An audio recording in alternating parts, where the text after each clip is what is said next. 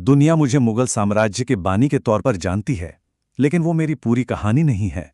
मेरा नाम बाबर है और मेरी असली दास्तान पत्थरों और फूलों में लिखी है। लोग मुझे एक शहंशाह के रूप में याद करते हैं, एक सल्तनत के संस्थापक के तौर पर मेरी रूह तो एक बाग में बसती थी। मैं बाबर हूं और हाँ, वो नींव मैंने ही रखी थी। लेकिन हिंदुस्तान में मेरा राज, सच कहूं तो बहुत छोटा था।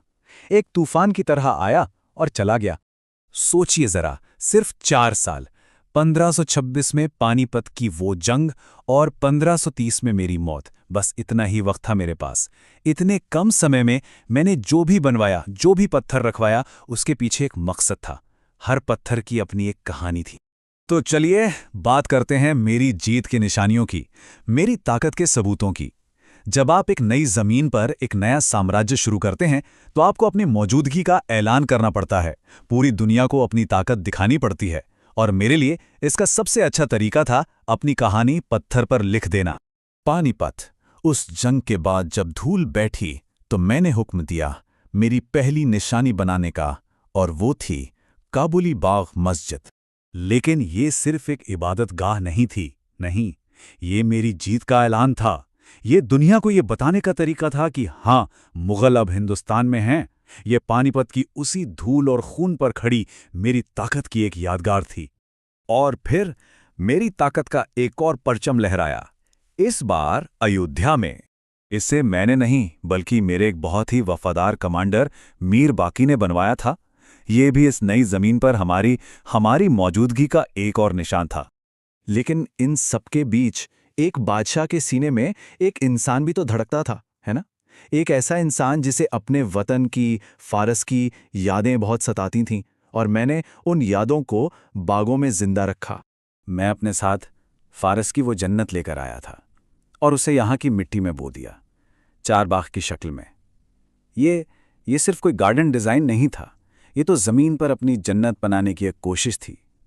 4 बराबर हिस्से, बीच में बहता पानी, ये मेरे उस घर की एक झलक थी जिसे मैं पीछे छोड़ आया था। और हिंदुस्तान में मेरा पहला ऐसा बाग मैंने आगरा में बसाया। तब मैंने उसे नाम दिया था बाग एक गुल अफशां, मतलब फूलों को बिखेरने वाला बाग। आज लोग उसे आराम बाग के नाम से जानते हैं। और शायद सही भी है, क्योंकि मुझे असली आराम, असली सुकून वहीं मिलता था। तो अब शायद आप समझे, यही थी मेरी 2 दुनियाएं। एक तरफ थी मस्जिदें, एक बादशाह का फर्ज, दुनिया को दिखाने के लिए मेरी ताकत, और दूसरी तरफ थे मेरे बाग, जो एक इंसान की खुशी थे, मेरी अपनी रूह का सुकून। एक पत्थर से बना था तो दूसरा मिट्टी और फूलों से। तो क्या एक बादशाह सिर्फ पत्थर और मिट्टी की विरासत छोड़ता है? एक बानी अपने पीछे क्या छोड़ जाता है? मैं जानता था कि एक सल्तनत की नींव सिर्फ बड़ी बड़ी इमारतों पर नहीं रखी जा सकती। तो मैंने सिर्फ मस्जिदें और बाग ही नहीं बनवाए, मैंने आगरा में नए महल बनाने शुरू किए, अपने नए इलाकों को जोड़ने के लिए सड़कें बनवाईं, और हाँ, आम लोगों के लिए कुएं भी खुदवाए। क्योंकि मैं जानता था एक सल्तनत सिर्फ जंग जीतने से नहीं, बल्कि लोगों की जिंदगी आसान बनाने से चलती है। और फिर जब मेरा आखिरी वक्त आया, तो मैंने कोई बड़ा आलीशान मकबरा नहीं मांगा। मेरी बस एक ही ख्वाहिश थी कि मुझे वापस काबुल ले जाया जाए और मेरे ही बनाए एक बाग में दफनाया जाए, बस, जहां हवा में हमेशा फूलों की महक हो। तो मैंने अपनी जीत के लिए मस्जिदें बनवाईं और अपनी रूह के लिए बाग। अब सोचने की बात है, वक्त की कसौटी पर क्या खरा उतरता है, एक बादशाह की ताकत या एक इंसान का सुकून? मेरी कौन सी विरासत है जो आज भी जिंदा है?